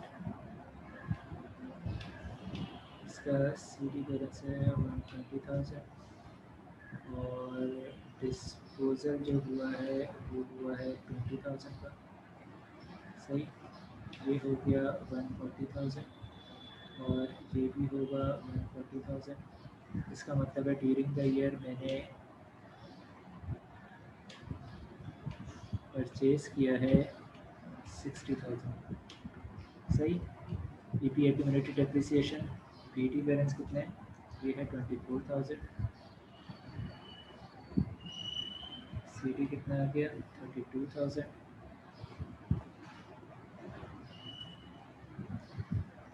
डिस्पोजल पे जो आउट हुआ है वो कितने है?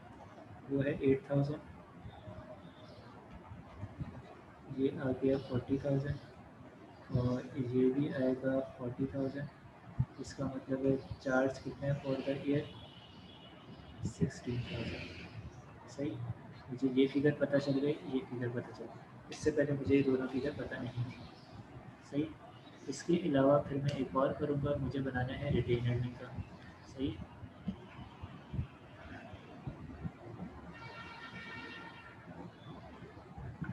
रिटेन अर्निंग का टी बैलेंस कितना था इसका, 56,000। सी डी इसका आया 72,000। इसके बाद इन्होंने बोला कि इन्होंने डिविडेंड भी दिया था 80,000 का। सही, तो कितना हो गया, 72 प्लस 80 आपका हो गया 152,000। इसका मतलब है मेरे पास जो प्रॉफिट था बिफोर या आफ्टर टैक्स जो भी आ रहा है वो मेरे पास था 96,000 का। सही, अब ये थोड़ा सा टेक्निकल निकल आया आपके लिए ना। आपको यहाँ पे क्या चीज़ें, आपको कुछ चीज़ें नहीं पता थी वो आपको निकालनी पड़ी। सही है, वैसे जैसे मैंने बताया कि जिसके बारे में इंफॉर्मेशन दी हुई है आपको उसका टी अकाउंट बनाना है। हमने टी अकाउंट बना करके देखा, वो इन्फॉर्मेशन रिकनसाइल नहीं हो रही थी। रिकनसाइल नहीं हो रही थी तो हमें देखना पड़ा कि क्या दोनों, हमें दो फिगर ऐसी नज़र आ रही थी जो हमें पता नहीं है। एक चार्ज फॉर द ईयर नहीं पता था और एक एक्विजिशन नहीं पता था। तो हमने दोनों अलग अलग लेजर बनाए, फिर वहाँ पे देख लिया कि कितनी अमाउंट का आ रहा है क्या चीज़। और बाकी में रिटेन अर्निंग का तो बनाना ही था क्योंकि हमें इनकम मालूम करनी। यहाँ तक कोई मसला किसी को। अब कैश फ्लो जो इसका बनाना है वो कैश फ्लो सिंपल है। कैश फ्लो इसका सिंपल है, हम देख लेते हैं इस पेज की जगह है, अगर है तो हम वहाँ पे बना लेते हैं, नहीं तो मेरे ख्याल से हो जाएगी आई गेस। अच्छा, ये क्या थी, ये थी Asif limited statement of cash flows for the year ended February 28, 2021। सही, ये आ गई अमाउंट्स इन रुपीज़। अच्छा, एक बात याद रखिएगा कि आप वर्किंग अगर पहले कर रहे हैं तो जब एग्ज़ाम में आप इस तरीके से आमने सामने नहीं बनाएंगे। एग्ज़ाम में आप ऊपर नीचे बनाते हैं पेज के, एक ही पेज पे आमने सामने चीज़ें नहीं होनी चाहिए, ऊपर नीचे लेकर के चल रहे होंगे आप। सही है, अगर फ्रंट पे दो पेज हैं तो अलग बात है, लेकिन एक ही पेज पे आमने सामने आप इस तरह से चीज़ नहीं बनाएंगे। ये मैं यहाँ पे क्योंकि बोर्ड वाली चीज़ है तो इसलिए मैं यहाँ पे बना करके दिखा दे रहा हूँ। आपने कहाँ से स्टार्ट हुए, प्रॉफिट फॉर द ईयर कितना है 96,000। इसके बाद एडजस्टमेंट थी, adjustment for non cash items. ये क्या आ रही है, ये आ रही है डेप्रिसिएशन कितने की 20,000 से। ऐड होगी लेस होगी, ऐड होगी लेस होगी, सही है ऐड होगी। अच्छा, अब हमारे पास हमने ये देखा था कि पेटेंट जो है वो रिड्यूस हो रहा है, ये देखा था ना हमने। हमने क्या देखा, हमने देखा पेटेंट जो है वो रिड्यूस हो रहा है। ये पेटेंट नॉन करंट एसेट होता है, property plant non current asset होता है, तो वर्किंग कैपिटल चेंज में तो नहीं आएगा। ये नॉन कैश आइटम है जो अमोर्टाइज हो रहा है। सही है, तो हम यहाँ से 10,000 से, क्योंकि मेरा एक्सपेंस कम हुआ होगा, मैं यहाँ पे 10,000 से अपने प्रॉफिट को बढ़ा लूँगा। मैं यहाँ पे ऐड कर दूँगा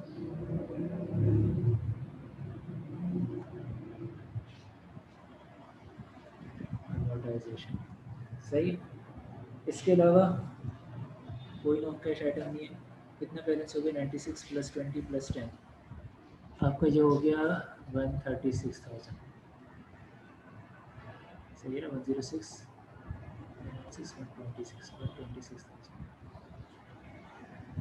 ये आपका हो गया 126,000। सही, अब आपके पास आ गया working capital changes, increase slash decrease in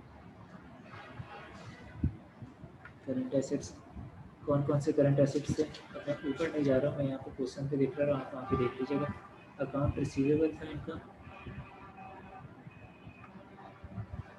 account receivable एक था, एक इनकी इन्वेंट्री थी। सही है, equipment of patent non current है। अच्छा, ये पहले इनके पास थी 280,000, अब हुआ 3 लाख। इसका मतलब है 20,000 से ये रिड्यूस हो जाएगा, ऊपर बढ़ गई है। पहले इनके पास था 270,000 इन्वेंट्री,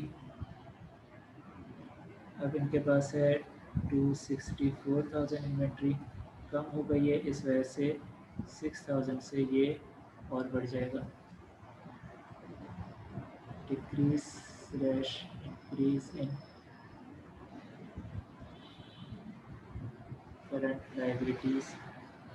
करंट लाइबिलिटी में क्या क्या इनके पास अकाउंट्स पेएबल आ रहे हैं,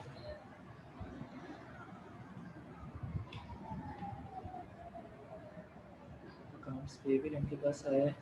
दूसरा नोट्स पेएबल शॉर्ट टर्म में है ये, सही है। बॉन्ड्स पेएबल लॉन्ग टर्म की चीज़ें वो यहाँ पे नहीं आएगा, करंट लाइबिलिटी में नहीं आएगा, सही है। तो अकाउंट पेएबल इनके पास शुरुआत में था 60,000 का, 60,000 माइनस अब है 48,000। लाइबिलिटी कब हुई है, कैश दिया होगा, इसका मतलब है 12,000 से मैं लेस कर दूँ। नोट्स पेएबल इनके पास पहले था 20 का, अब है 16,000 का। 20,000 माइनस 16,000, ये आपके पास 4,000 से फर्दर कम हुआ है, मैं फिर लेस कर दूँगा। टोटल इम्पैक्ट कितना हो गया ये, मतलब 112, फिर 100 माइनस ये आ गया दोबारा आपका 96,000। सही है, आई गेस के 96,000 पे आ गया है। अच्छा, आई गेस तो नहीं, एक्चुअली आ गया। अच्छा, टैक्स का या डिविडेंड का यहाँ पे कोई इम्पैक्ट नहीं है। अब हम 96,000 हमारे पास है cash generated from operating activities. अब हम यहाँ पे आ रहे हैं इन्वेस्टिंग एक्टिविटीज़ पे, सही है। इन्वेस्टिंग एक्टिविटीज़ में क्या क्या चीज़ें थी, मैंने फिक्स एसेट परचेज़ किया था, कैश पेड और परचेज ऑफ फिक्स एसेट। कितना मैंने कैश पे किया था, मैंने 60,000 पे किया था।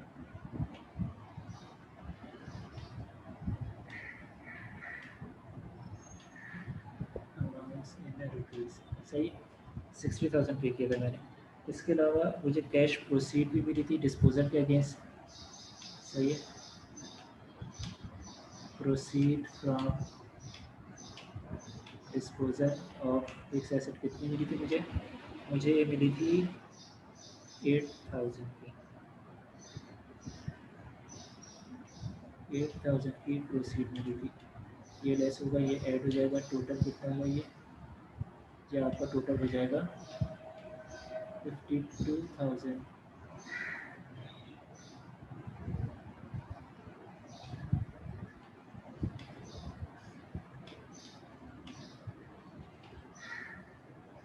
Cash outflow from investing activities, सही है। अब हमारे पास फाइनेंसिंग एक्टिविटी है।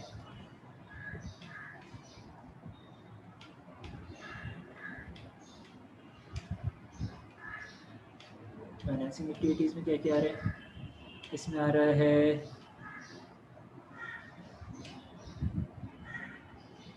Issue of paid up capital. Paid up capital का जो इशू है वो आ रहा है यहाँ पे, आपने दोनों में जो डिफरेंट देखा 480 से 580 पे आ गया था, 1 लाख प्लस होंगे ये। फिर उसके बाद इन्होंने डिविडेंड पे किया था 80,000 का, मेरे ख्याल से हाँ 80,000 का डिविडेंड पे किया इन्होंने, ये लेस हो जाएगा। फिर उसके बाद इन्होंने बॉन्ड्स पे किए हैं, बॉन्ड्स के अगेंस्ट कुछ पेमेंट की है, वो कितनी की है, पहले 240,000 थी, अब 2 लाख है, तो 40,000 उन्होंने फर्दर यहाँ पे पे किए हैं, सही है। क्या आ रहा है 240,000 माइनस 2 लाख, सही है। इसके अलावा कोई दूसरी चीज़ ऐसी बचती नहीं है यहाँ पे। तो मेरे पास इन्वेस्टिंग है, फाइनेंसिंग एक्टिविटी में कितना हो गया, 20,000 का आउटफ्लो आया, सही। ये है कैश आउटफ्लो फ्रॉम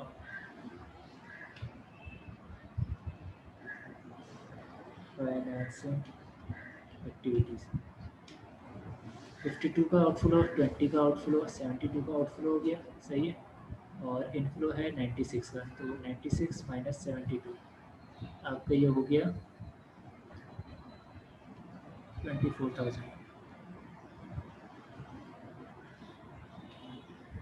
क्या रहे cash increase during the year, cash available at beginning of year कितने 2 लाख है, सही है।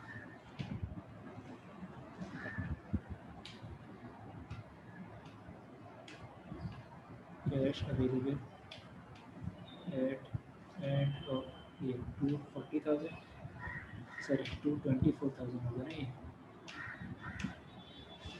224,000। अब हम जा कर के देखते हैं क्या इतना ही अवेलेबल था, कुछ और अवेलेबल था।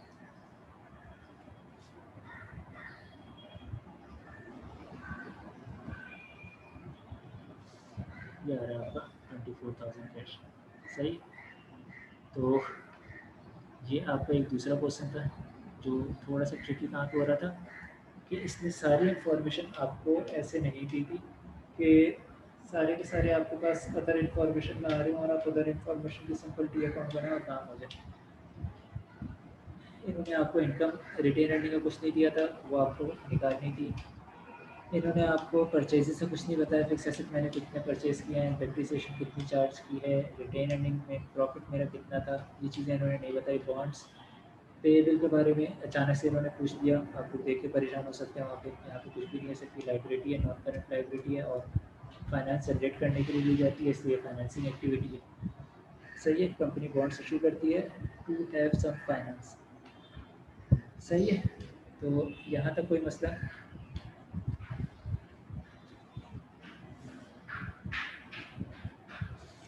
कोई मसला किसी को यहाँ तक आ रहा हो?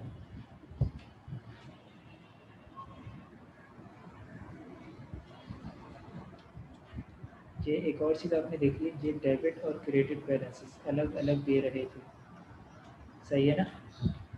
डेबिट और क्रेडिट बैलेंसेस ये अलग अलग दे रहे थे। अब एक और जगह है जहाँ पे इन्होंने कुछ अजीब सी हरकत की है। वो जो हरकत इन्होंने की है उसकी वजह से मुझे क्वेश्चन करवाना पड़ रहा है। ये बेसिकली मैं एक आम ज़बान में बोलूँगा, ये बदतमीज़ी है, ये एग्ज़ामिनर की बदतमीज़ी है जो इसने अभी जो मैं क्वेश्चन करवाने जा रहा हूँ इसमें जो की है, सही है।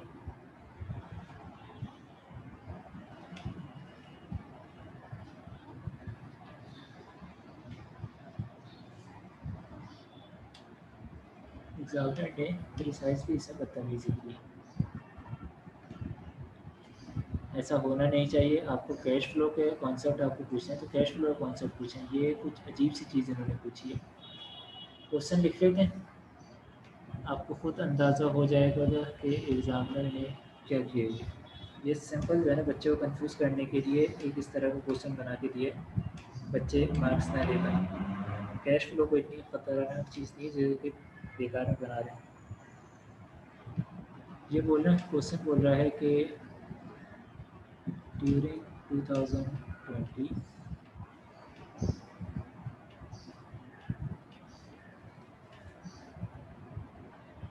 मंजूर एंड को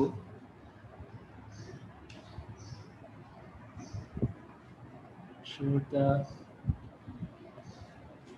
following changes, अब नोट दे रहे हैं, नोट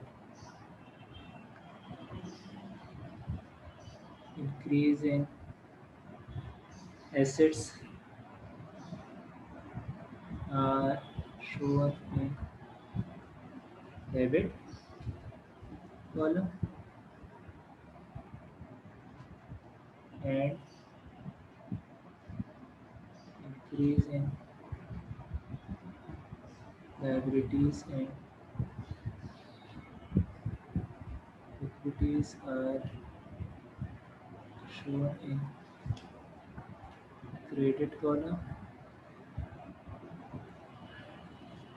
and vice versa। यानी डिक्रीज है तो इसका उल्टा, वाइस वर्सा का मतलब डिक्रीज अगर है तो इसका उल्टा। अब ये क्या बदतमीजी है कि आपने सिंपल चेंजेस दे दिए बच्चे को परेशान करने के लिए।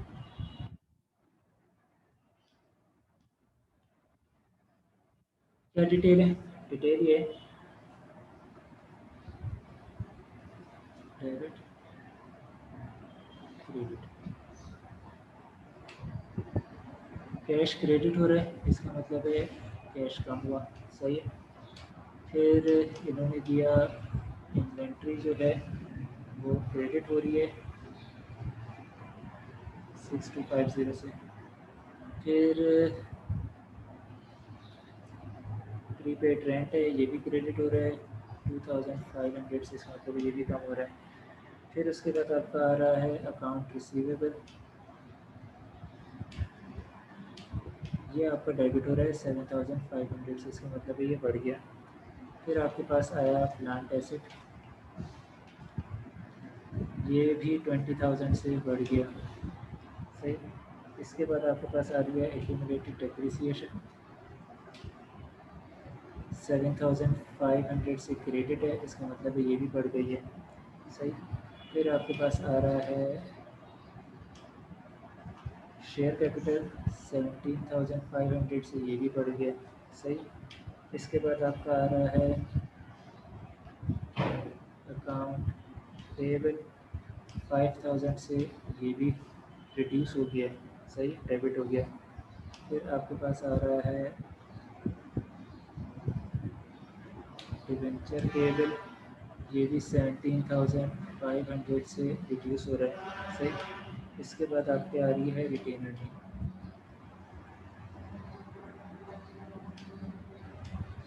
ये आ रही है आपकी 7,500 से बढ़ रही है। अब यहाँ तक कोई मसला किसी को?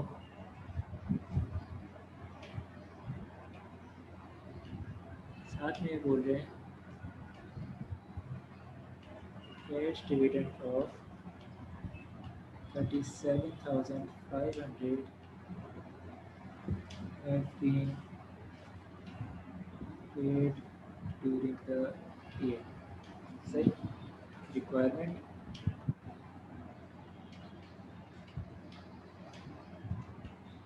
कैश फ्लो स्टेटमेंट, सही।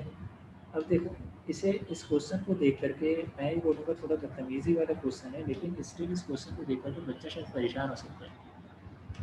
आप इतना देखो कि इन्होंने दिया क्या, हम जा करके जो ऑपरेटिंग एक्टिविटीज़ में नेट चेंजेस निकाल रहे होते हैं वो चेंजेस बस इन्होंने यहाँ पे उठा के दे दिया और बता दिया कि इतना इंक्रीज़ है इतना डिक्रीज़ है, यही किया है ना। सिर्फ और सिर्फ ये जो तीन हेड आप देख, तीन चार हेड देख रहे हो, share capital, debenture, retained earning, non asset, ये आपके नॉन करंट वाले हेड हैं, सही है ना। तो इनमें शायद टी अकाउंट किसी का हमें बनाना पड़े, इसके अलावा ज़रूरत नहीं पड़ेगी, सही है। रिटेन अर्निंग का टी अकाउंट हमें बनाना पड़ेगा, हम रिटेन अर्निंग का टी अकाउंट ऐसे ही बना लेते हैं क्योंकि हमें प्रॉफिट इन्होंने नहीं दिया, सही ना, प्रॉफिट इन्होंने नहीं दिया। रिटेन अर्निंग का टी अकाउंट बनाते हैं,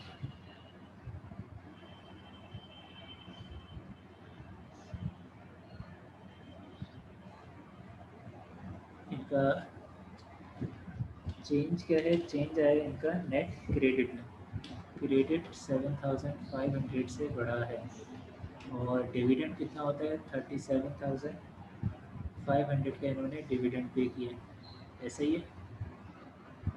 तो इसका क्या मतलब है, कौन सी साइड बढ़ी है, ये वाली साइड बढ़ी है 37,500।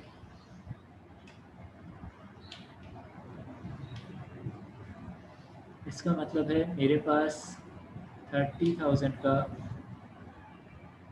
अदर देन डिविडेंड वाली अर्निंग्स मौजूद हैं, सही है। अगर मुझे ओपनिंग रिटेन अर्निंग पता होती तो मैं फॉर द ईयर का प्रॉफिट निकाल सकता था, सही है। ये जो 30,000 है इसमें दो इम्पैक्ट है, एक ओपनिंग का इम्पैक्ट भी है और एक यहाँ पे इम्पैक्ट प्रॉफिट या लॉस का भी है, सही। अब यहाँ पे इन्होंने मुझे नहीं बताया कि मेरा प्रॉफिट या लॉस कितना है, यहाँ पे इन्होंने ये भी नहीं बताया कि मेरा ओपनिंग का इम्पैक्ट कितना है, यहाँ पे उन्होंने कुछ नहीं बताया रिटेन में। अब मैं क्या करूँ? अब मैं क्या करूँ? अब करने का क्या तरीका है?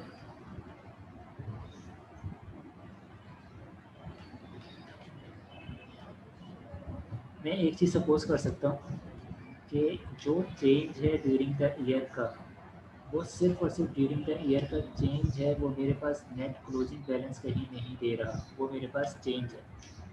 तो चेंज कितने हुए? चेंज 2 हुए, एक मैंने डिविडेंड पे किया है 37,500 का, और नेट चेंज का इम्पैक्ट जो है वो आ रहा है 7,500। तो इसका क्या मतलब है कि मैंने दूसरा जो चेंज प्रॉफिट का है वो कितनी अमाउंट का हुआ होगा कि 37,500 रिड्यूस करने के बावजूद भी 7,500 मेरे पास बच रहा है। इसका मतलब है 45,000 का मुझे प्रॉफिट हुआ होगा। सही है? 45 में से 37,500 माइनस भी कर दूँ तो मेरे पास 7,500 बचेगा। सही है ना? ऐसा ही है। तो मेरे पास प्रॉफिट ये आ गया।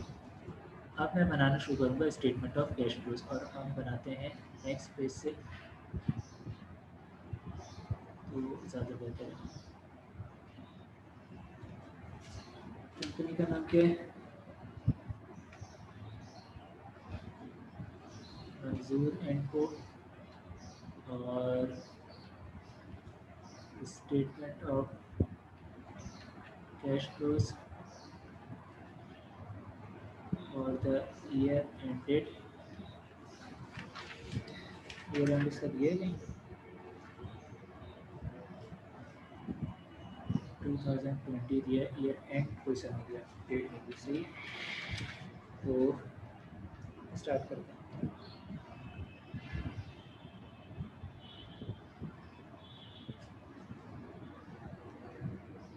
Date,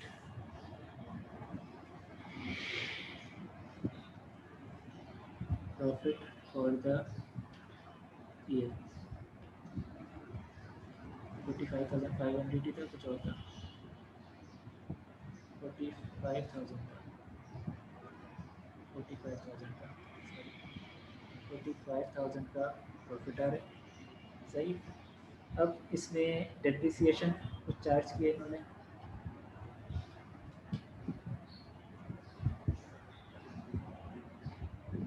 not cash item. अब क्या आ गई? डेप्रिसिएशन कितनी चार्ज की गई थी इन्होंने? जो बढ़ी है डेप्रिसिएशन 7,500 से बढ़ गई, 7,500 से बढ़ गई है, तो इसका मतलब ये ऐड हो जाएगी इसमें। इसके अलावा कोई दूसरी चीज़ आ रही है यहाँ पे? इसके अलावा कोई दूसरी चीज़ नहीं आ रही। तो टोटल ये हो जाएगा 52,500। अब मेरे पास वर्किंग कैपिटल चेंज हो जाए होगा। सही।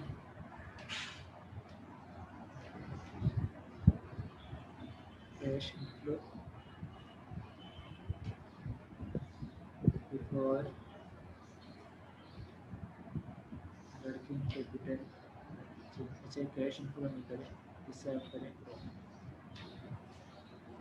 सही।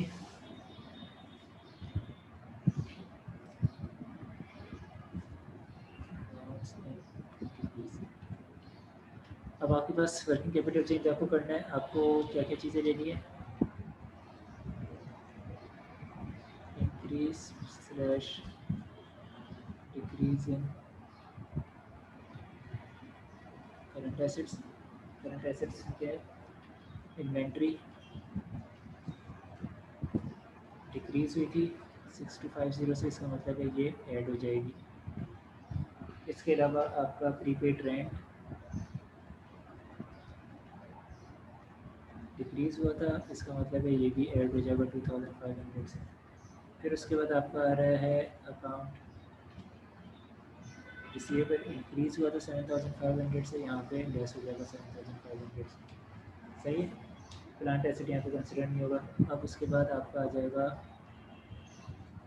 Increase slash decrease in current liabilities. इसमें आपका सिर्फ और सिर्फ अकाउंट पेएबल आ रहा है, क्योंकि डिबेंचर जो है वो नॉन करंट लाइबिलिटी है। और वो हमारी फाइनेंसिंग एक्टिविटी में हैंडल हो रही होगी। तो 5000 से हमारे ये लाइबिलिटी रिड्यूस हुई है, तो ये लेस हो जाएगा। कितना हो गया इम्पैक्ट बताइएगा ज़रा, कि आपका 7500 और 8500, आपका 1000 बचा, 1000 3750 और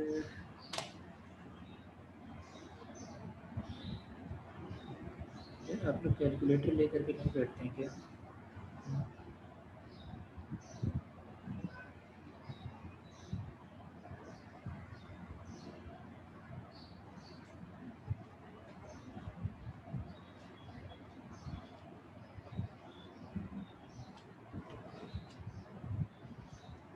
48,7 सही है।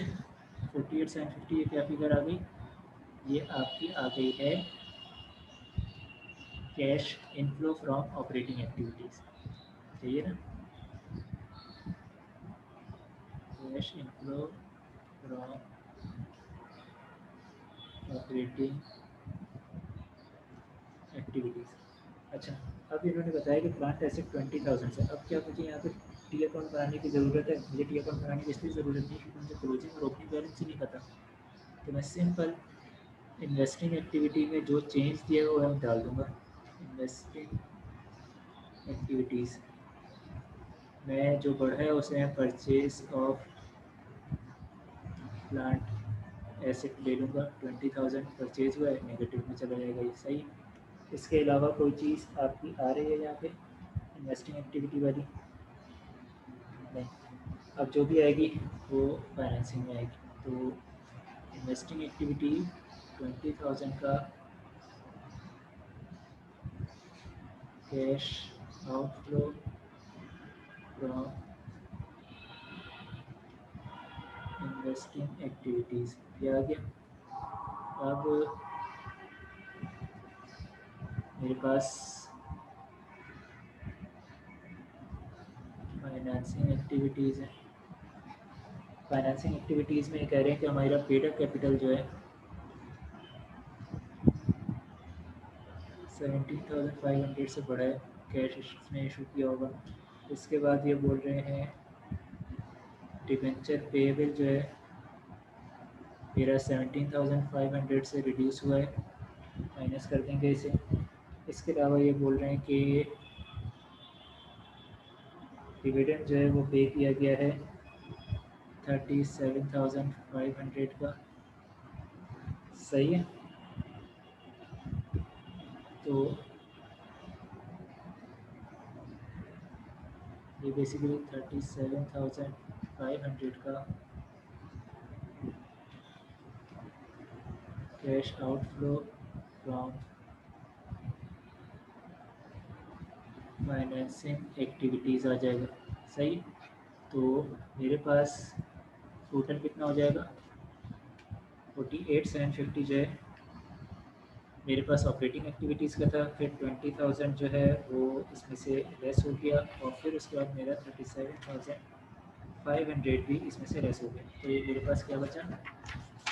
मेरे पास बचा 8750, 8750। अच्छा, अब क्या मुझे मेरे पास क्लोजिंग या ओपनिंग बैलेंस कैश का मौजूद है? नहीं मौजूद है। तो मुझे यहीं पे क्वेश्चन ख़त्म करना पड़ेगा, और ये क्या है? कैश